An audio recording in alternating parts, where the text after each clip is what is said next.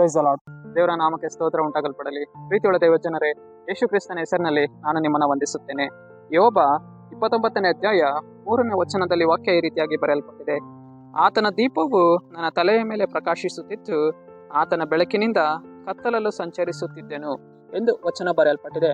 ಅಂದರೆ ಪ್ರೀತಿಯುಳ್ಳ ದೇವಜನರೇ, ದೇವರ ದೀಪ ಅದು ನಮ್ಮನ್ನ ಪ್ರಕಾಶಿಸುವಂತದಾಗಿದೆ. ದೇವರ ದೀಪ ಅದು ನಮ್ಮನ್ನ ಅನುದಿನವೂ ನಮ್ಮನ್ನ ನಡೆಸುವಂತದಾಗಿದೆ. ಕತ್ತಲೆಯ ಮಾರ್ಗದಲ್ಲಿ ಬರುವಂತಹ ಮಾರ್ಗದಲ್ಲಿ ದೇವರ ದೀಪ ನಮ್ಮನ್ನ ನಡೆಸುವಂತದಾಗಿದೆ. ಪ್ರೀತಿಯುಳ್ಳ ದೇವಜನರೇ, ಅನೇಕ ಒಂದು ಕತ್ತಲೆಯ ಕಾರ್ಯಗಳು ನಮ್ಮ ಜೀವಿತದಲ್ಲಿ ಅದೇನ್ ಮಾಡುತ್ತೆ, ಹೋರಾಟವನ್ನ ಮಾಡಿಕೊಂಡಿರುತ್ತೆ. ಸೈತಾನನ ನಮ್ಮ ಮಾರ್ಗಗಳಲ್ಲಿ ಅವನೇನ್ ಮಾಡಿರ್ತಾನೆ, ಒಂದು ಕತ್ತಲನ್ನ ಕೊಂಡು ಬರುವವನಾಗಿದ್ದಾನೆ.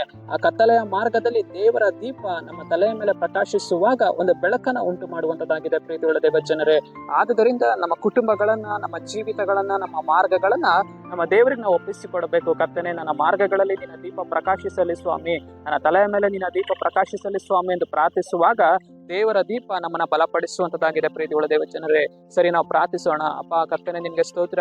ಈ ವಾಕ್ಯ ಭಾಗ ಸಂದೇಶವನ್ನ ನೋಡ್ತಾ ಇರುವ ಜನರ ಜೀವಿತದಲ್ಲಿ ಕರ್ತನೆ, ಅಪ್ಪ ನಿನ್ನ ದೀಪ ಪ್ರಕಾಶಿಸಲಿ ಸ್ವಾಮಿ.